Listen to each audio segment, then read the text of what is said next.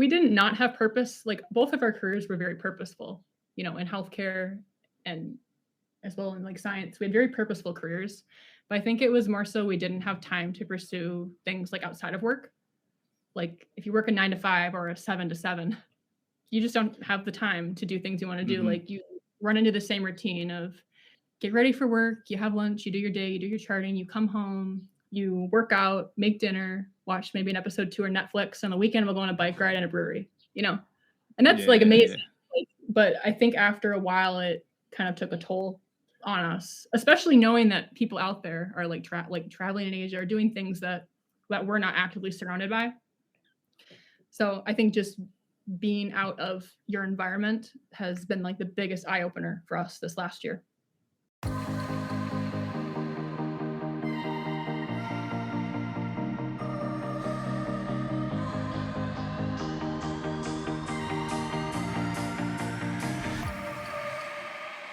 You don't have to wait until you reach financial independence to start enjoying your life.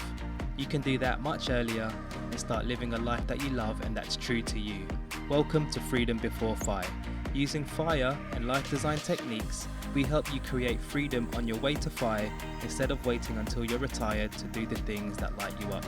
I'm your host Greg, a FIRE movement and life design enthusiast. If you're itching to get freedom now, then let's do this.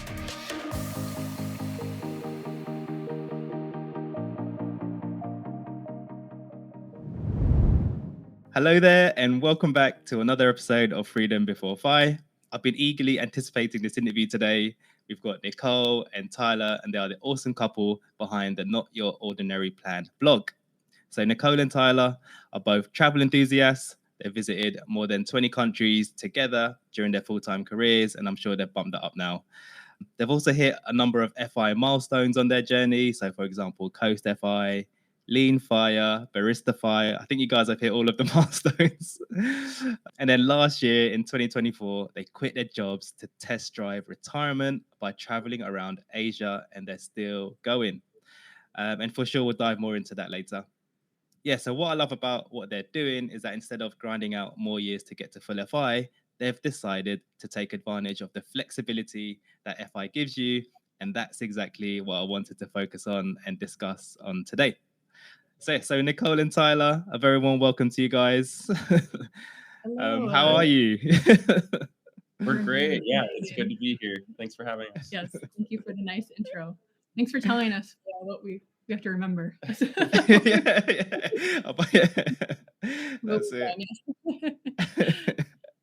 Yeah, so I think you guys are on your second year of this sort of retirement test drive, right?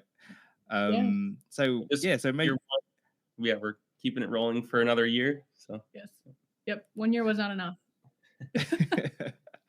Yeah, amazing. So like an indefinite thing. So where exactly are you in your current sort of test drive at the moment? Maybe you could tell the guys where you're at.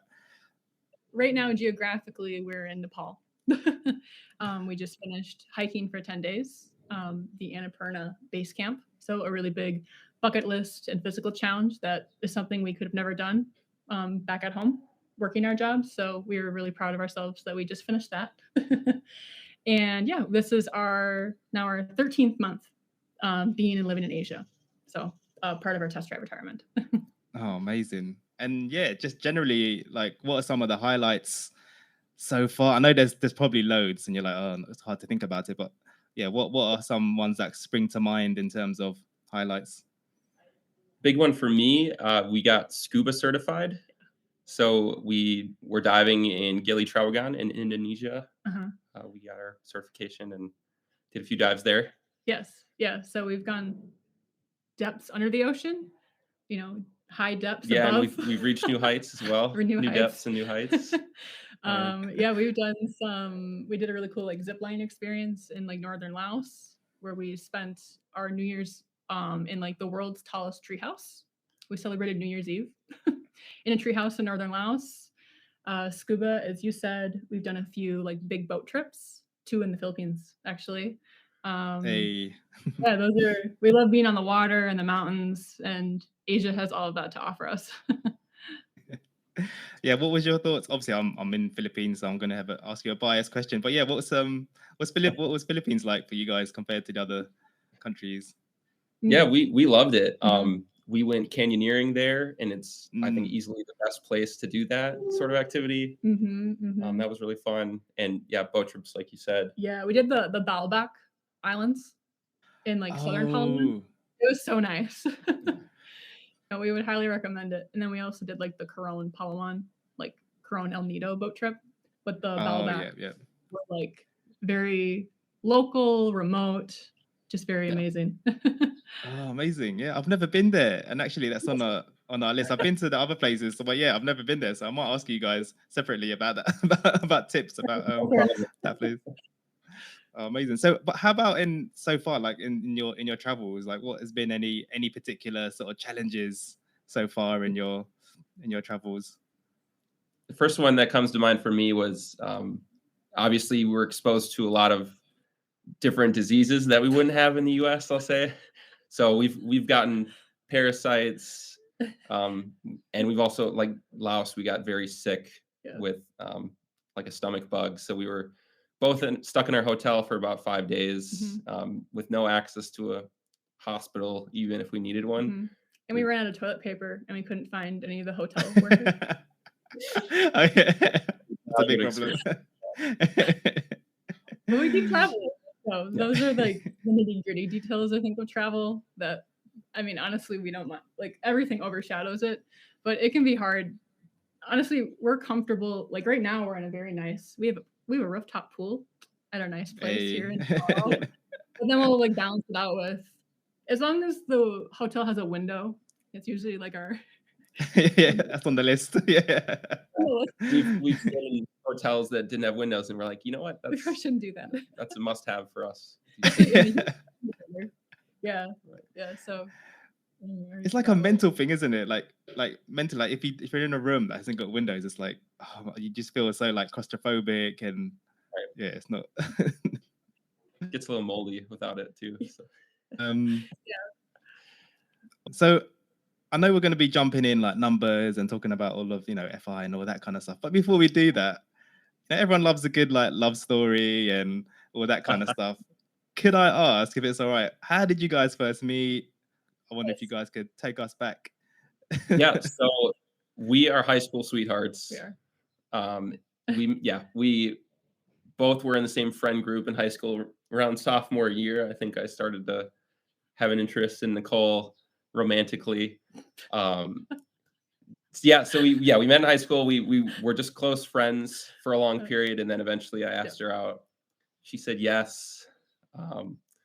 Luckily, she thought about ending it. Yeah, just because I was awkward teenager, so I understood. Yeah, we were high school sweethearts. We did long distance in college and our undergrad for 4 years, and then we got married actually like the week before I graduated and the week after he graduated. Oh, right. 22, we got married. Yeah, we got married young, very young. But yes, it's been 8 years. 8 years. Oh, of marriage, amazing. Yes. Any tips for the sort of young couples out there for keeping together and things like that? Yeah, I mean communication, and I think asking like hard questions. So like even from like a financial side of things, we were really lucky because I guess maybe we both kind of grew up like frugally, which really helped like our base relationship. And then we moved to a new state together. Like we went on a 3-week honeymoon, and the next day I took my like nursing boards, and then we moved to an entirely new state where we knew no one. And we started like our new life together. So like we had to like get our finances in order. We were like at $90,000 worth of student debt. And I think we worked really well, I think, as like a team to like. Yeah, luckily because we were together so young, we grew together in our financial situation. We kind of had similar goals.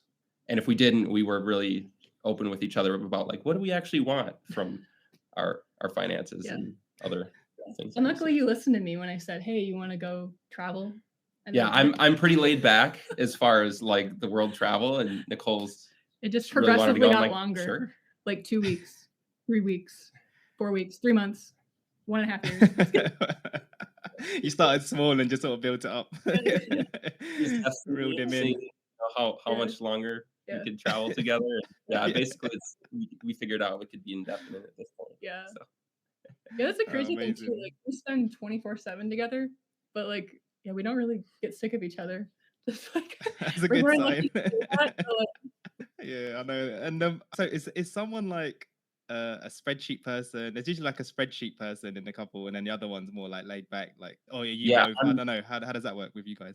yeah. So I'm a little bit more the spreadsheet person. yeah. We both track we track our finances monthly. So, but I feel like I'm the one who knows the shortcuts and stuff a little Yeah. bit more, just because I had experience with that in my job too. So Yeah. You don't want to look at my Google Doc because we start a new one and then it suddenly turns into 30 pages of the same thought. yes, Written down differently. we do have very different organization from each other. Yeah, Nicole likes to get her thoughts down. Yeah. Just Goes everywhere. it doesn't matter what order they're in, as long as they're on the page.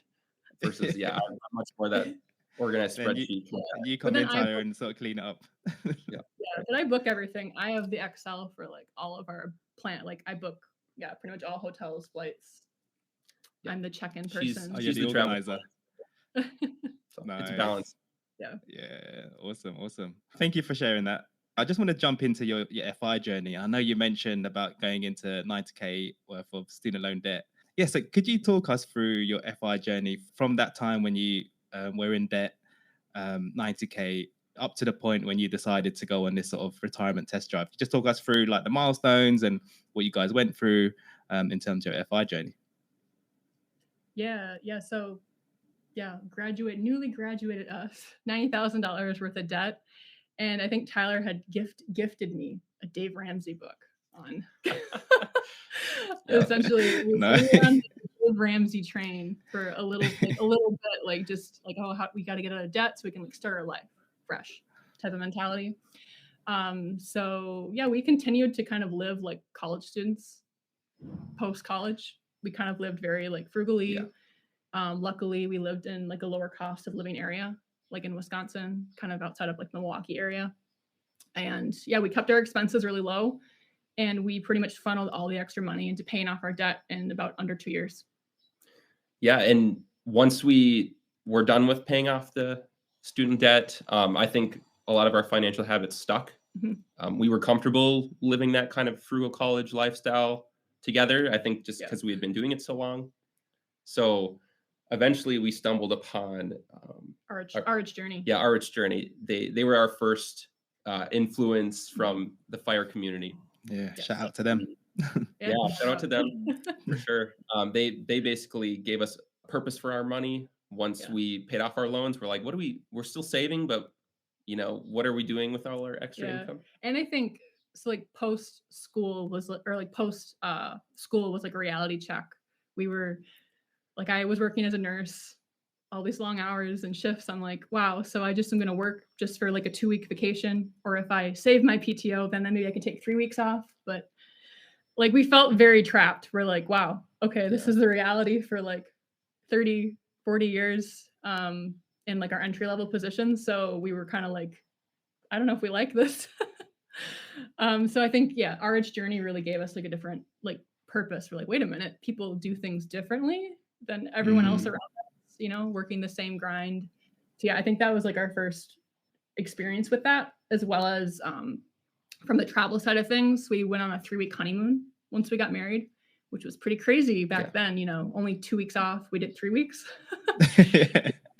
We met on that trip. We're like, oh yeah, we like sold our house and we're just traveling the year for like a year, or I sold my business and I'm just going to live abroad indefinitely. And these were things that like we've never ever heard in our lives, like from the people we were around, like family and friends. Like we had no idea that. So I think that was like the travel side of things that was always like in the back of our mind. Like we always were like, well, what if we could do that one day? And so like our test drive retirement skipping ahead was that for us. But yeah, going back to the fire side of things, we essentially worked pretty hard the last 8 years after paying off our student debt. We just found fire. And so we redistributed all that money, and as we like worked up like our careers, we were raising our incomes a bit, and all that extra money would go towards investing. Milestone wise, we hit Coast Fi in 2022, and that terminology was also super, like, we learned about it and we were so excited. Yeah, it was very freeing for us to realize, like, if we really wanted to, we could just make enough money for our current lifestyle, and then everything extra, all of our 401k assets or whatever would just grow in the background, and we'd be set for retirement. So it was very freeing mentally. Yeah, like, because at that point we were maxing out our 401k contributions. So I guess it's wild to think, like, wow, I literally wouldn't have to contribute anymore if I didn't want to. It just becomes optional. So, like, we didn't even know what we would even do with that extra money, I think, at the time, like, beyond, like, travel. So we took a 3-month sabbatical, actually, after that. Nice. So that was in 2022. After hitting Coast Fi, we did a 3-month sabbatical. After the sabbatical, we had the post-travel blues, where we're like, it wasn't long enough. So we kind of continued the same trajectory. We actually both went back to grad school around that time. So we both also for our master's educations outright while working and going to school full-time or part-time, full-time. And let's see. So that was 2022. We both graduated, and our most recent big milestone would have been in 2024, right before leaving. We achieved lean fire, which is amazing. Which is basically fire in a way, but just covering your basic living expenses, isn't it? Is that along those lines? Yeah. For us, that was a really big milestone too, because when you're traveling in Asia like this, we just did a calculation for how much we've spent in the past year, and with lean fire, we could actually sustain this lifestyle indefinitely. Yes. So that was a big milestone for us. But yes. I think we've realized we still want to accumulate just a little bit more to maybe be more a little more buffer. More buffer, and maybe nicer hotels. Who knows? Get our more windows. Part of our fire journey too was, so we were like, after hitting Coast Fi and doing like our 3-month, we were pretty like set. We're like, okay, we're going to reach fire as soon as possible, because we just want to retire really young and just not have to worry about money again. So we were kind of in that mindset only about 3 years ago. And then unfortunately, 2 years ago, fortunately, we were in like a pretty like bad car accident. Where like we were both okay, but it was a pretty bad accident that was not our fault. We essentially got rear-ended at a high speed, like on the freeway, coming back from vacation. Gosh. Yeah. And so that car accident left me like out of work for a while with a bad like post-concussion like syndrome, and I had like a lot of trouble working again. And I think that accident actually like made us reconsider our timeline. So actually we left just under a year later on this test drive retirement. I think if we would have continued on our path to FI, it would have been another at least probably 5 years. But the car accident really made us realize we want to start spending some of that money now, and maybe even see if this early retirement thing is how we want to live the rest of our lives. So that's why we decided to test drive retirement. See if it was the lifestyle for us. Mm-hmm. So that's kind of like the origin of test drive retirement. Was we actually had to split like the money we were investing. We started putting it in a savings bucket, which is hard to do when you are like really set on reaching fire. So we actually started saving like our travel bucket fund for this trip, and in under a year we had left on the test drive retirement, and now we're going on year 2. So that's essentially like our story. We decided to put it into cash essentially rather than the stock market. So that was a new change. So it's liquid and you could access it. Amazing. Wow, what a journey. There's so much things to unpack there. I suppose if you don't mind, we'll just jump into the sort of the basic details in terms of numbers. So age-wise, do you guys mind sharing how old you are now and then when you sort of graduated? I'm 30. I'm 31. Yes, and we both graduated at 22. Early 20s, yeah. Okay. 22, like a and then 7-8 year journey. I did grad school for 2 years, and yours was 3 years. In our later 20s. Yes. Amazing. And then when you graduated and you guys said that you were doing your sort of full-time roles, I think Tyler, you said you're a scientist, and Nicole, you're sort of a practitioner, nurse practitioner, something like that. Is that right? Yep. Awesome. And like, what was your? Could you touch on like what your salaries and savings rates and sort of expenses were just during the sort of what they call the boring middle, sort of that period of just saving and investing? Can you touch on just even in round numbers? Sure. Yeah. And on like our boring middle and even the start, we've pretty much consistently saved 70% of our income. Nice. We have a very low cost of living. Like we could pretty comfortably live under 40,000 a year where we were living prior. So we were saving about 70% of our income consistently, like for the last 8 years. Graduate school did raise our salaries, but we did our beginner salaries. We did a lot of overtime. I did a lot of like overtime rate hours as a nurse. I worked the pandemic as a nurse. Wow. So like our base salaries weren't crazy. Yeah, I think like we were making under like like together we were. I was making mid 60. We started like 65 before, and then after grad school it was about $65,000 a year, and then worked our way up. Before we left, I was probably making 80,000. And you were making six figures for the first time after grad school. We both kind of reached our peak, actually, like probably earning years, or like we leveled up right before leaving and quitting. And and so it's kind of crazy because it probably would have only taken maybe a few more years to reach full fire, depending on how markets went and what we wanted to do with our lives. But yeah, we essentially left during our peak earning years. Oh, right. Oh, amazing. Yeah. And what prompted you guys to do your masters? Was that a financial thing or? Yeah, I think ours are different reasons. Mine, I couldn't do bedside nursing that much longer. I think a lot of nurses feel that way, at least a lot of younger nurses I meet. All of my friends are also going to grad school. But yeah, ironically, I used my degree for about 2 years before leaving, and it took me 3 years to get.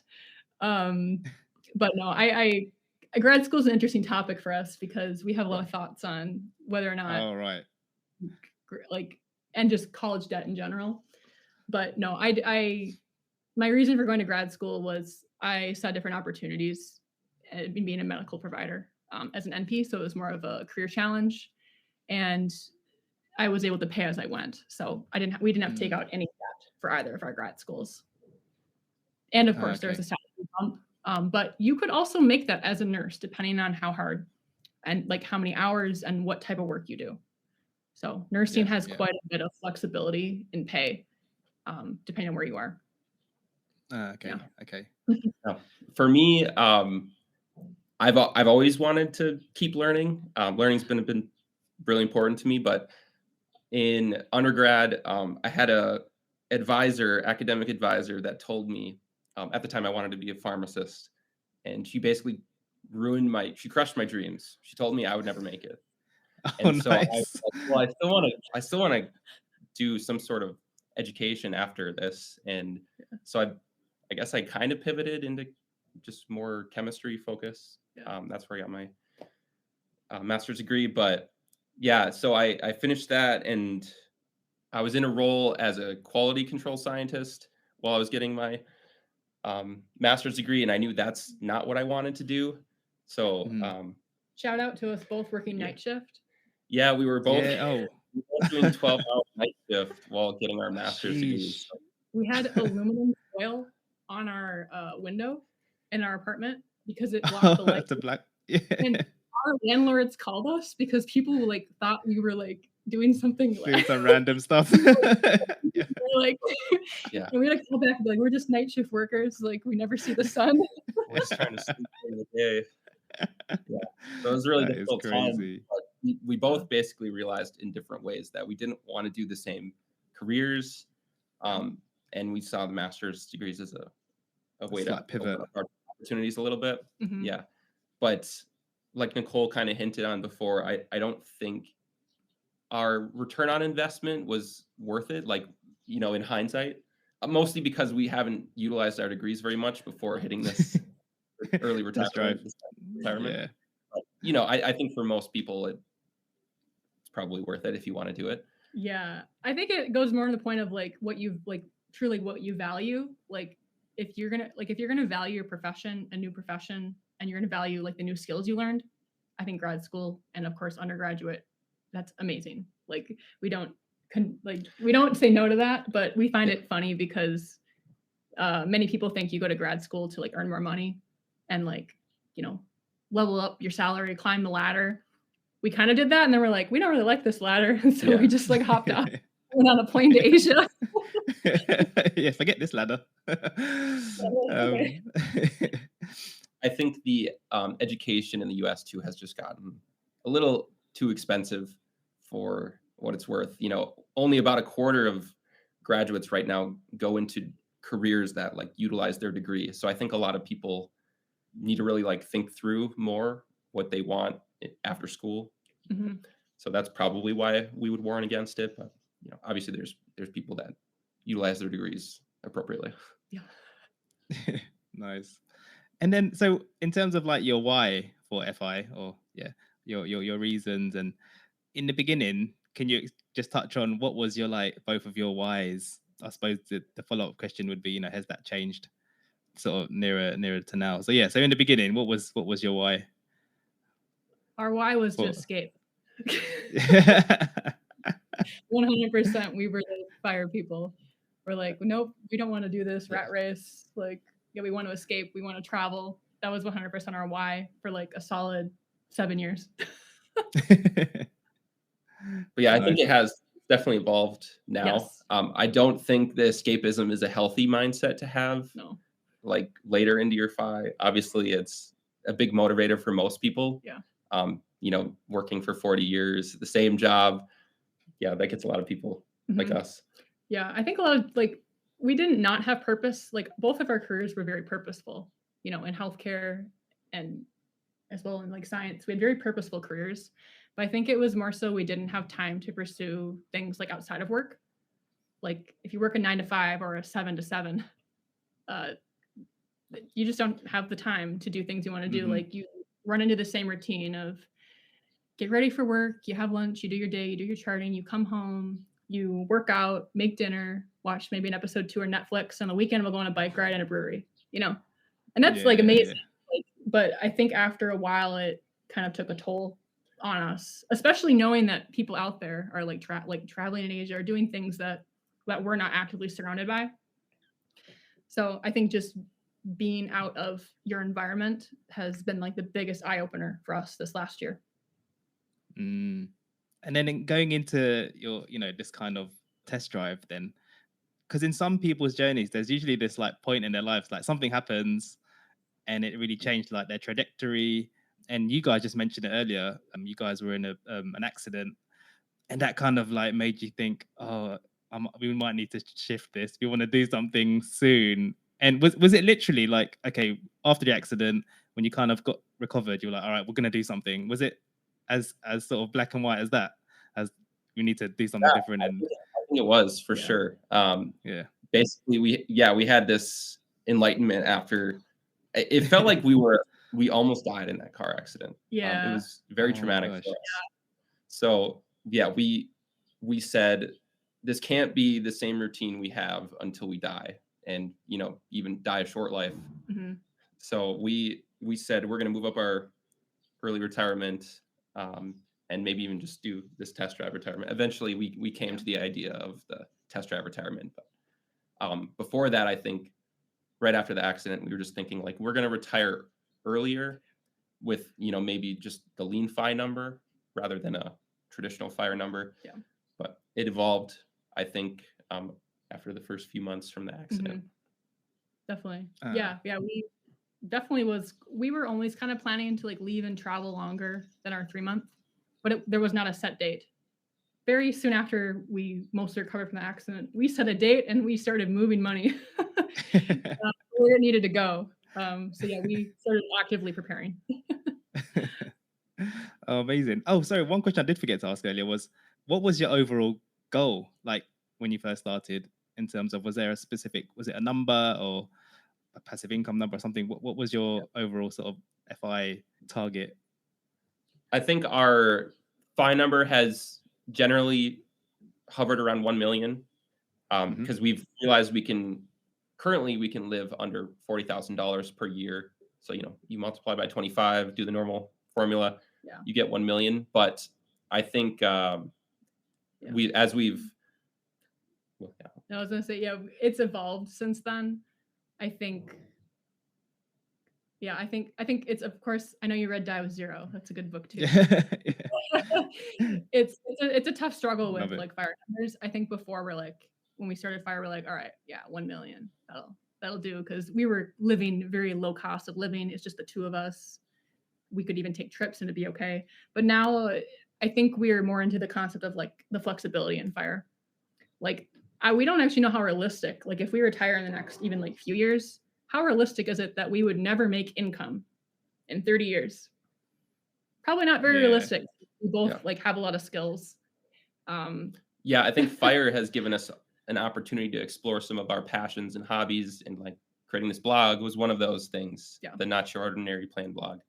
And it hasn't made money now, but could it in the future? That's an absolute possibility. Mhm. So, Yeah. Yes. Just the opportunity that fire has given us is, really nice. Yeah. Freedom. Yeah. And the reason why I want to ask that is, what I've noticed is that in the beginning, you've got this massive goal and you're like, yeah, you want to get to it, you grind through it.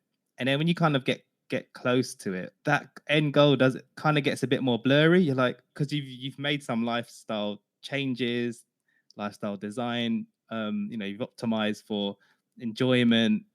I find that you kind of think less about it and you just start thinking about, all these awesome things we could do. Does that ring true to you guys, or Yeah, how do you guys 100%. sit with that? Yeah, I think we used to be really set on like a dollar amount, but even like our travel, like we just actually published like our travel numbers this year. We spent $33,500 on a full year of travel this year. Amazing. Yeah. You could just do that, isn't it? Just continue doing that for. So we spent a lot less than we thought we would. Yeah. And I think the really important thing about that number is that we weren't trying to be frugal. We set out on this year-long trip thinking we're going to do a lot of things we've never done before, like scuba certification or climbing a mountain or going on boat trips. A lot of those things aren't cheap, and we were still able to spend well below our target. Yeah. I think our like value spending, we're really into value spending, but like we don't actively think about it. I think our financial mindset is very similar to our travel mindset. Like we track our spending, we don't really budget per se, we just track it, which is very similar to how we were living like back at home. We just like look at trends. Like, oh, look at that. We spent a lot that month. That's cool. Just How like did we do that? Yeah, that's it. Yeah, so I think it's almost like mirrored. I think looking at the numbers this year, like we thought it would be, our goal was under 40. We're like, oh, it'd be cool if it'd be under 40. And we were below that for sure, despite moving and moving to Japan, Korea. Like we didn't only stick super much in Southeast Asia, but obviously if you spent a whole year in Vietnam, you could easily be below $30,000. Maybe, depending what you do and how you live. Yeah. So we thought for what we did, the value of what we got out of this year was incredible. Oh, for sure. Yeah. So yeah, just diving into that sort of retirement test drive. What was the original plan for it? Can you talk us through what was your thinking before going? What was your plans before going onto it? Yeah. I think we've seen a lot of maybe our grandparents or some of our aunts and uncles retiring recently, and trend we've noticed is that a lot of them seem to be bored in retirement. And if we were going to retire early, we didn't want to hit that same sort of like, I don't know what to do with my life anymore now that I don't have work. So I think that was another aspect of their test drive retirement that we wanted to just see, are we able to, find a purpose for life outside of work during this test drive retirement? So I think we've done that. Yeah. I'll say our first year, we thought very little about our finances besides we would just track how much we spent a month. We didn't think about our careers almost ever. We just traveled like this last year, and actually recently, in like the last month, we have had a reignited like some of our passion for posting more on finance related things. So that's actually, we've been working more on Instagram again, and we'll be updating our blog more. We're ready to come back kind of like refreshed with like a new passion for it, because this last year we just wanted to enjoy and not be pressured. Like a lot of people we meet abroad or like as nomads, they always ask us, oh, are you working like remote? Like while we're traveling? We're like, no. We just say we're just traveling. Yeah, that's also a very normal like question. Like people usually don't even ever ask you, how are you funding this? Americans we do when we meet them abroad.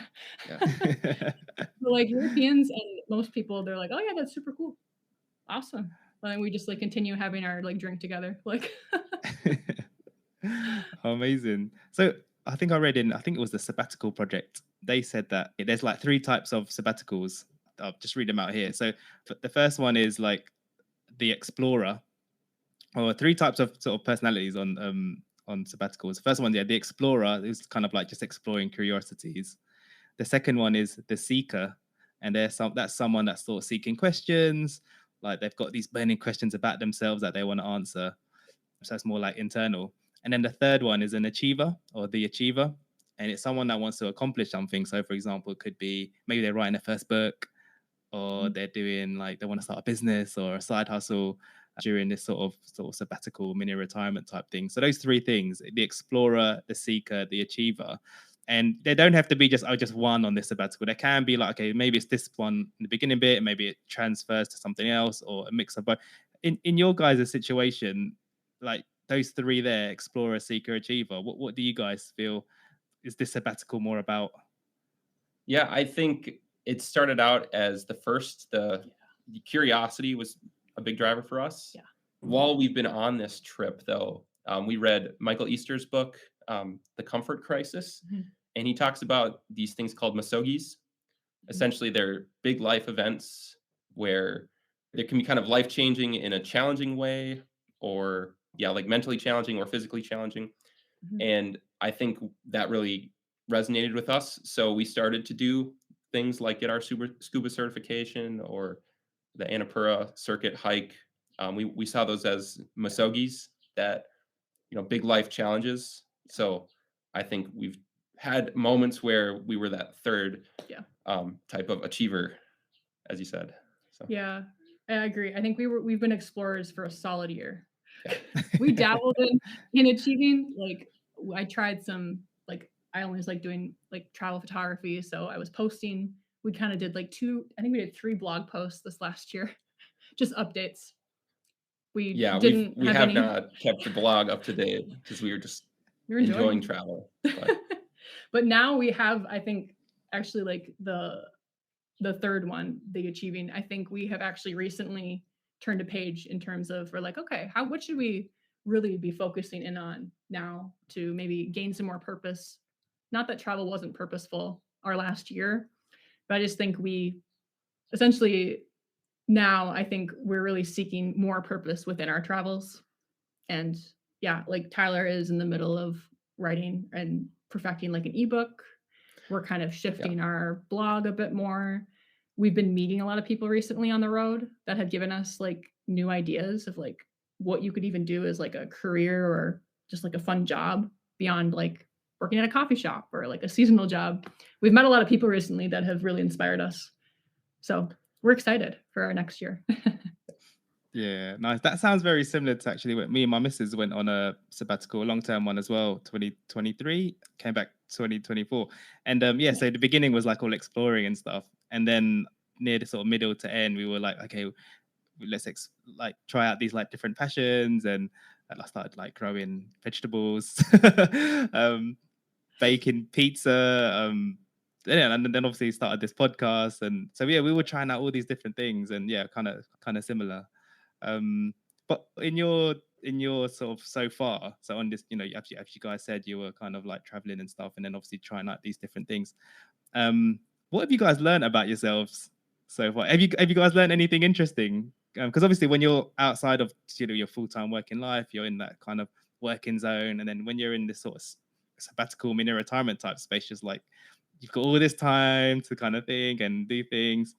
yeah, have you guys had any sort of like thoughts or anything that you guys learned about yourselves that you didn't know about before or something? Mm-hmm. Yeah, I think we've learned a lot about our travel style. First off, we really enjoy slow travel. Mm-hmm. So if we ever stay any place less than 3 days, we feel absolutely rushed. And we've also learned that that leads to higher burnout. Yeah. You know, as long as we're staying at places 3, 4, sometimes like 7 nights, we never feel burnt out from travel. Yeah. And I think that also gives us a little bit more space as a couple because we've heard about a lot of travel couples that really get sick of each other. And I think when you have a lot more travel days, those are easily our most stressful days, our travel days where you're catching a bus and then a train and then a plane. Have some peanuts. Packing. Yeah, you're not eating on the go. Yeah, you're everyone's hangry. So those days cause a little bit more tension. Yeah. And if we can have more time in between them, that keeps us refreshed for travel. Definitely. Yeah, I'm honestly shocked. Like when we started the test drive retirement, we told our friends and family, well, we'll be gone for a year, and then parentheses plus mark. Oh yeah. 1 year plus. Yeah. You know, just really in case, subtle, just in case. It was like maybe, plus. maybe more. I was just genuinely curious if we had a limit to like travel. I don't know if we have a limit, which is actually an interesting discovery. I think it's more of how you live like your everyday life. Like we do have routine. Maybe not routine like what most people would think, but we do have routine. And I don't know, I feel like we have I have purpose and planning. We're going to be doing like some Spanish immersion soon this spring. So we want to learn a language together. Yeah, we found a lot of purpose outside of our careers, I think. Like, yeah, learning a new language. Mm-hmm. Yeah, discovering new passions with like Instagram. We really found that sharing this information is important to us. Yeah. So community. I think the community absolutely. on Instagram and like social media is my favorite. It's almost like having a bunch of worldwide besties that you can just chat with and communicate with. Like stepping away, like it took like that whole year for me to realize that like stepping away from a career, it leaves open this space where you could learn any skill you want without the pressure of having to pay like for school to like get educated in something. Like you have free total reign and choice over like what you want to be educated in or like what you want to learn. And I think it's like a super rare opportunity. Like yeah, I don't think many people like have that opportunity, especially like in like almost in like your health span. So like we're still young and healthy. Like being able to learn any skill you want is such like a privilege to be able to just choose it and go after it. And if you don't like it, like that's okay. Like let's just try something new. So like our path is like squiggles like everywhere, like my Google Doc. It's like pages of ideas. Yeah, we really let the world teach us. Yeah, I think. Nicely said. And yeah, so what are your plans going forward? I know you said 1+ year, and you're not quite sure. It's like massive TBC on it, with an asterisk on it or something. Do you have any thoughts of reintegration or when you'll finish up, or what's those plans? I think right now we've really balanced our travel with like right now we're going to be in Nepal, India, Sri Lanka for the next few months. So we're moving kind of quickly actually.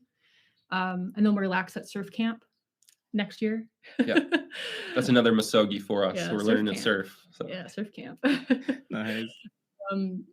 But yeah, so our next year we are going to be moving out of Asia through the Middle East, Europe, and then back to Central Asia to finish out until next summer. And then we're stopping at home for maybe about a month, and then moving into South America. It's not really about checking off places or countries at all. I think we just feel comfortable. Like we sold all our cars. We don't have a house. We have like a few boxes to our name and our backpacks. I think it's more, we're a little afraid to like put our root somewhere at the moment. We don't feel ready to do that. Like if tomorrow we were to move back and be like, okay, like go buy a lamp again. And like, sofas and like that tables. would freak me out. Yeah. I'd be like, no. But So do you no, guys we have don't. like a limit or financially? Is there like, did you guys save a certain amount for, you calculate, okay, I don't know, year and a half, 2 years. Can you talk us through that? Like, do you have any sort of financial type limits before you have to sort of go back or? Yeah, before we left, we had like an uprooting. So our original term of this trip was the uprooting. It was like our uprooting fund wasn't like a certain dollar amount, and we went under that in year one. We had saved about 50,000 USD to do a year of travel, as well as we beefed up our emergency savings to cover almost like 6 months to a year for reintegration, as well as a car fund because we also need a car typically in the US. So we beefed up a lot. We have like a lot of we had a lot of groundwork placed, like safety nets. So we are under that amount this year. So we are continuing our travels, and we haven't had to pull off any of our assets, but we also aren't opposed to doing that. More of like a baristify situation where it would just fund partly, and maybe we pick up a gig, or maybe we would do something that like covers our cost of living. Yeah, we don't have a limit, I guess, in terms of what we would or wouldn't do. If we were to find, say, a career called to us in the next year that we're like, wow, that sounds awesome, and we could be remote or something, we would do that too. We don't have a limit, and I don't think we don't mind what we do, but we know we aren't going to go back to exactly what we were doing 2 years ago. Yeah. I think that's the beautiful what you guys are doing. Like this FI thing is just hearing you guys now. It's like the FI opens up all these options. So as you guys said, you're like, oh, we could do A, could do B, could do C. But I think that's the beauty of it. But it's good to know that you guys, you've got a firm idea that you don't really want to go back to what you you done before. But that's a plan D potentially if it ever needs to, your skills and experience and your degrees are still there if you need to. So yeah. But anyway, it's just interesting, just something for anyone listening to think like, there's so many doors that this like going down the FI route kind of opens up. Yeah, So it does. Yeah, it's crazy because we would have never thought that way. Like when we started this trip, we just thought, okay, once the money's out, I guess we're going back. But it's just crazy. Like doors have opened for us. Like we meet new people every day that change our perspectives. So I don't know. There's no limit, and I think we essentially are excited. We don't know what we're gonna do, and that's exciting. yeah, that's really awesome. And then before we go over to sort of the 5 quick fire round, I wanted to obviously touch on not your ordinary plan. You mentioned about like the blog and Instagram and stuff like that. So how did not your ordinary plan come about, and how is it going so far? What do you guys enjoy about it? Yeah, I think after we got in the groove from our middle years investing, we felt so comfortable with fire. We're like, how come we don't know more people doing this? Also, it can be kind of lonely in the space if you're the only person being fire. So we kind of wanted to maybe make some friends. I think a small part of it. We wanted to spread the information because fire was kind of opening up a lot of time freedom for us, and we felt passionate about people knowing this information. So the blog was born. And Tyler I think we both work really well writing a blog. As I said before, I just write all my ideas like vomit on a page, and Tyler pieces them together very nicely. I'm not very good at idea generation, I feel like. So Nicole gets every idea on the page, and I feel like I'm pretty good at organizing them and adding a bit of our voice to it. So that was another reason the blog worked out well, is we paired well for writing posts, I think. And like the social media side with the blog has been really nice. We've met up with a lot of FI people and like travel couples like in this last year. We met up with maybe like 10 plus individuals that we've met online. Online strangers. Cool. Yeah, so it's super cool. So we'll be in Manila next. No, I'm just kidding. Yeah, you will. Always welcome. I'm like, what are you guys doing? No, absolutely. Oh, that's so cool. Well, I'm just curious. So you obviously met people and stuff like that. What are some of the kind of questions that you typically get from like your audience or people that you meet what are some of the questions or issues that arise or concerns that they come to you about? I think a lot of people that are in fire they want to know specific dollar amounts of like what our spending is, because they're worried if it's enough, or like they think they need more than, at least in my opinion, what they need. It's so individualistic, but I've had so many people say, "Oh, how do you calculate that number, or your coast fi, or your like flexible fi number?" It's usually simpler questions. I feel like people just don't know how to even start investing. And that, like, for most people, I feel like they hear investing and they think like, you guys are like gambling, aren't you? You know, but Crypto? yeah, like crypto, we've never put any money into crypto or anything like that. So Take now, but yeah, so I think most people just have a weird idea of how you reach fire, and once they realize that the answers are actually pretty simple, they get even more curious. Yeah, and I have to tell them I am not an MLM. I am not trying to sell anything. Yeah. I'm not an MLM. Yeah. Not trying to sell anything. You're not trying to recruit anyone. Exactly. Yeah, so it's been really cool. I think because we're travel and finance, we talk to a lot of people that are really curious about what even financial independence is. But then we also know a lot of people that are in fire, have achieved fire, or like are really close to it, similar to us, or are almost on the same timeline as us. So I think the community and just like, sharing the word on fire and sharing our experiences is so valuable, and something we would have regretted not starting, I think, the blog and talking as openly as we have been. But what do you think are, like, if you were to just think about it, like whether the blog or your social media platforms, what kind of like the two or three things that kind of made it successful, do you guys think? It's a tricky one, Greg. Yeah. You're like, I'll come back to you. Phone a friend. Phone a friend.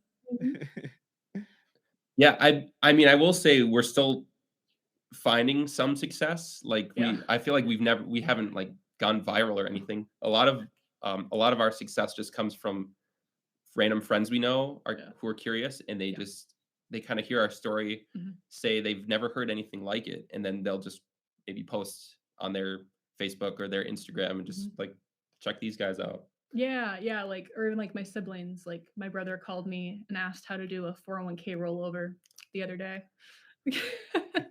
That's I don't know. I think, and then helping friends, like we helped a bunch of friends open like Roth IRAs. We have helped just with even like some retirement planning, even though we don't have an education. We're not professionals by any means, but people take our word for it sometimes, I guess. It's fun to dabble in it and like help others. I think putting the knowledge on our blog has opened a lot of doors in terms of people we've never met and people we do know. That I think it just makes money more common to talk about, which I think is important. Yeah, we really want to get rid of the taboo. I think that comes with a lot of these topics. Yeah, awesome. Yes, I interviewed Michelle Varghese previously. She's a podcaster previously of Build a Wealthy Spirit, and she talks about this kind of like lighthouse. I might be butchering this exactly, but she talks about this sort of lighthouse of opportunity. So essentially, when you put something online, it's like this kind of like lighthouse that kind of shines, and people might come to you randomly. Opportunities might come to you guys. What are some interesting sort of opportunities that have come to you guys? Just, I know you mentioned like meeting people, but yeah, for you doing the blogging or the social media stuff, is anything interesting that kind of came to you guys that you never thought would ever sort of happen? I have a very interesting opportunity that came out of fire, actually. While I was getting my master's, I kind of, word got around at my workplace that I was in this fire community. Most people don't know what it is, but one person heard I was kind of looking to be fire, and he's like, I'm basically fire right now. He like told me this, and he kind of got me involved in a different research group on site. So that the place I worked was like 600 people. And so he got me sort of integrated into this new group of people, and it gave me a new job opportunity essentially right when I graduated with my master's. It led me to a research group for chemistry that like I could use my master's degree, because I didn't necessarily know what I was going to do with it. So yeah, literally just knowing other talking. fire people and talking about it literally gave me a job. Yeah, that Oh was a wow. big one. Yeah, you got a job from talking about fire, Yeah. and I think, like, honestly, just interacting with people and talking with people has, like, people tell us about how they, like, we know people that moved abroad with like a baby and now they're like relocation experts, or people like, I don't know, there's so many different, not even job, but like people are just doing so many different things that I never would have thought would be possible. And that's even me thinking that after a year of being away from what I think is normal. So my ideas just keep like elevating. Yeah. Like the box just keeps getting bigger. I mean, the box is bigger, maybe. I can step more outside the box That's right. than we ever thought. Yeah. Oh, awesome. And then yeah, so what are your future plans for the blog or for the platform? Yeah. As we said, we kind of took a break from posting too much on the blog this last year. We just posted month or like 6 month and 1 year updates.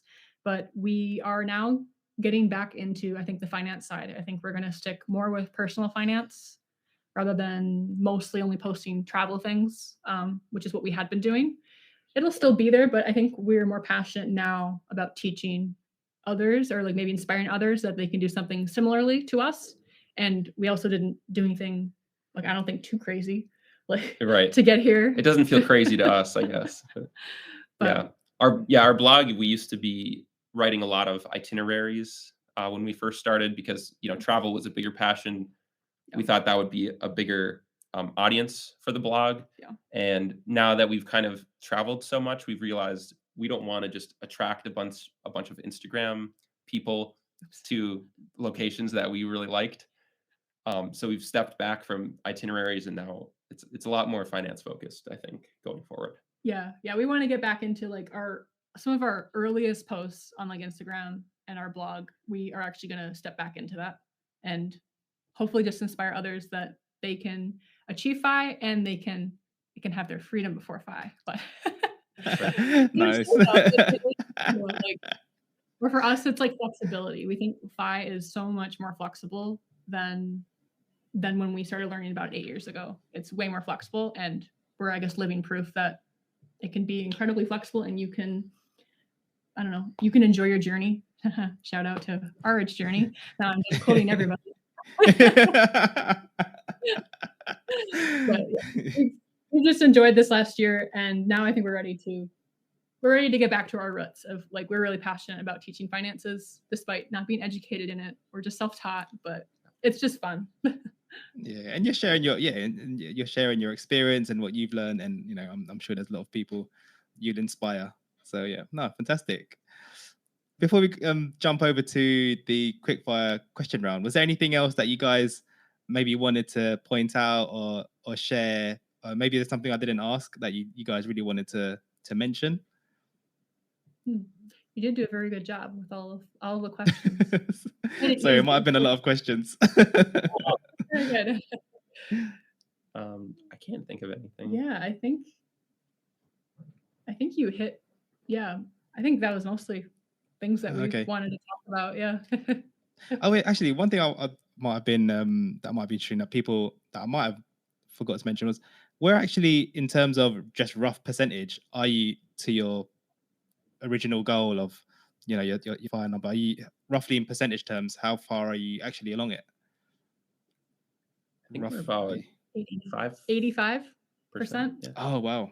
Yeah. Really our spending, like we make more passive income off of our investments, which is reinvested, than what we spend by quite a bit. Whoa, that's and that's amazing.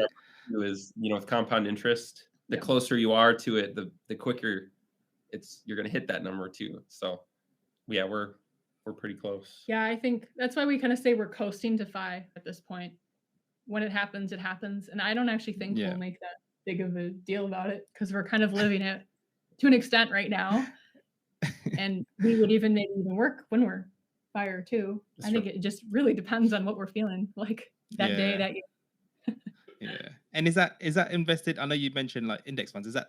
Would you say is it 100% index funds, or there's other bits and pieces involved in that pie? No, it's probably about 80%. We are doing some more this year. We're going to be taking advantage of some more tax advantages. So we had 0 W-2 income, but we obviously had dividend income and other income that will count as ordinary income.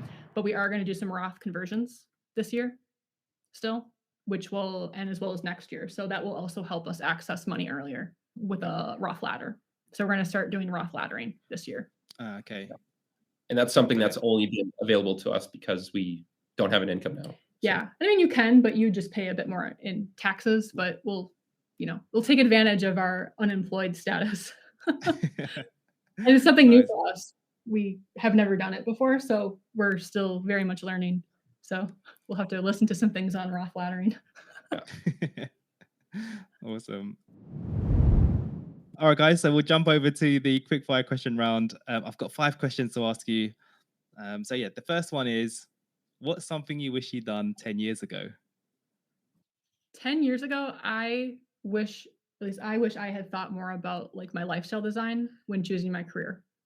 I think I did a pretty good job like picking nursing because it's very flexible, but I think that was by chance. So I think I was very lucky, but I really didn't put thought into it. And that would be something 10 years ago I wish I thought about, because especially on your FI journey, that would impact, I think, just about everything about how quickly you want to do FI. Do you want to do barista FI, coast FI? So I think I would have thought more about my lifestyle design 10 years ago if I knew about it. Yeah, another thing that comes to mind for me is the way we paid off our student loans. Obviously the interest rates, back when we were students were much lower. So the way we aggressively paid off didn't really, now that we have hindsight, didn't really make sense because we could have earned more in like a high yield savings account. The interest rate on that would have been higher now than the low interest rate we had on our student loans. So we could have just done some like money arbitrage, and essentially if we would have delayed paying off our loans, we would have made more money in the long term, but that's a small thing. Yeah. Small thing, big consequences. Yeah. Is that a quote from someone else again? No, joking. That's your own one. All right, question number 2. What are 1 or 2 daily habits that have helped you in your journey? One of my favorite books of all time is Atomic Habits by James Clear. And so for me, rather than building habits, he actually talks about destroying bad habits as well. So for me, the first part of forming a habit is a cue. Mm-hmm. And I realized I don't have a lot of good impulse control, especially when it comes to something like food. So I think removing the cue is really important. If you come home to a box of donuts after work, obviously your impulse is going to be grab a donut and eat it, right?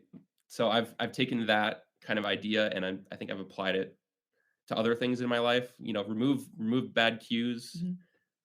Make other things easy. Mm-hmm. If you want to go for a run after work, instead of having that donut, have your shoes and workout gear ready to go before you leave for work.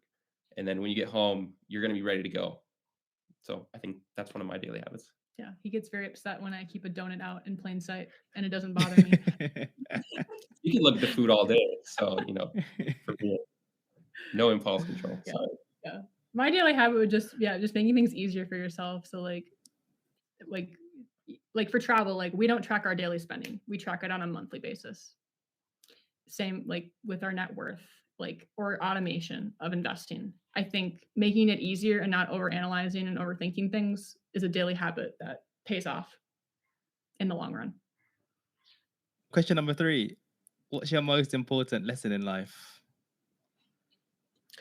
Yeah, like we mentioned with our car accident, I think we both realized that life is short. As cliche as it sounds, we've had a firsthand experience, and so we're not afraid to live it up now. Yeah, it's helped us not put off enjoyment. Yeah, we can enjoy life right now. Basically, yeah. It's okay to take calculated risk. Is my go-to. So was anything else to add to that? Or All good? Yeah, calculate risk, and I think just being flexible with your life plans. Like you can have all of your plans laid out in time buckets, but you have to learn to go with the flow. And that's been a big life lesson, especially while traveling for a year. Go with the flow, be flexible. That's a type A planner. Yeah. Like it. Good one. Question number 4. What are 2 or 3 transformational books you'd recommend to listeners? Yeah, I think we mentioned a few of them already, but we both really liked Michael Easter's book, Comfort Crisis. He's got a lot of really good messages in there that we connect with. Atomic Habits has been really nice for me personally. And Taking Stock by Jordan Grumet is one I like, especially because I've worked in hospice as a medical provider. Similar to Die with Zero mentality, but kind of in the eyes of a physician, as well as just kind of like life purpose and life design. So that's a great book. Nice. And I think he's got another one out as well, Purpose Code or something. Yes. Nice one. All right. And then the 5th and last question is, what are 1 or 2 small things that listeners can do this week if they wanted to kind of get to where you guys are now, pretty far along in your FI journey? Yeah. So what 1 or 2 things that they could do, small things that they could do literally this week? Yeah, I think this week, if they took time to sit down, say they've never done anything with their finances yet, sit down and figure out where they are financially. Usually it's the hardest to do it the first time, and probably the most painful. It was for us to look at everything. So I think just looking at it, not ignoring it, writing it down, and then making very small goals for yourself. Like, I'm going to save $50 more this month, and it's going to go towards my 401k contribution to match. I think small goals would probably be like one good thing to start with. Yeah, track your spending is basically what I would say. So yeah, we've made a real habit of every month, the first of every month, we sit down and we try to make it enjoyable too. We'll go to a coffee shop and maybe get some baked goods, and we'll just look through our credit card statements, bank statements, and put it in the spreadsheet. And it's not like we have a budget or anything. It's just it's created a good habit for us to know where we're at financially by tracking. You don't have, having the information is really important. Yeah. I think we used to have a budget, but because we've developed that habit and we know, like, when we spend on something we value just innately, I think you almost care less about your budget in the long term. But those habits started like 10 years ago. So it's easy for us to say that now, but 10 years ago, we definitely would have looked more critically at our expenses and probably been hard on ourselves. But I think it's important to think big picture, and then like also think like, did that coffee really, all those coffees this month, make it so I could make it through work? That's probably valuable to stay awake. Or should I think everyone's different by what they want to value and spend their time on. So you should figure that out, what you value, and cut out what you don't. Yeah, spending tracking is much more about recognizing what you value. And if I say travel's important to me and I spend on travel, that's fine. Yeah. So value spending. I think value spending is important. Value spending, love it. All right. Well, thank you guys for answering the quick fire round. Appreciate that. Before we wrap up, is there anywhere you'd like to send the listeners? Any sort of plugs that you'd like to share? Yeah. Thank you for having us. Of course, it was great meeting you and talking with you, Greg. And I think our blog is always a good starting place. We have a lot of really great, like, foundational financial independence posts, and even like an order of how you invest your money, which I think is very important for new fire learners. So our blog is at notyourordinaryplan.com, and our social media that we're pretty active on for like where we are in the world, as well as more finance posts, is also notyourordinaryplan_. To whoever stole Not Your Ordinary Plan. We're coming for you. Yeah. I'm joking. But thanks for those shares. And guys, love having you guys on today. I've had a blast. And enjoy the rest of your journeys. And I'm sure we'll bump into each other at some point. Yeah, that sounds good. Maybe we'll be in the Philippines next. You never know. Yeah, definitely. Always welcome. Thank you for spending your time with us today. If you need more help, you can check out our free guides and services on our website, freedombeforephi.com. If you have a burning question or just want to chat, don't hesitate to drop me an email at greg@freedombeforephi.com. If you found the show useful and want to be notified of future episodes, you can click follow on Spotify, Apple, or the app you're currently using right now. If you think the episode will help a friend or a colleague, feel free to share it with them. And lastly, if you learned just one good thing that will help you in your journey and you want to help us out, please do leave a 5-star rating on your podcast player app. That would help us out loads.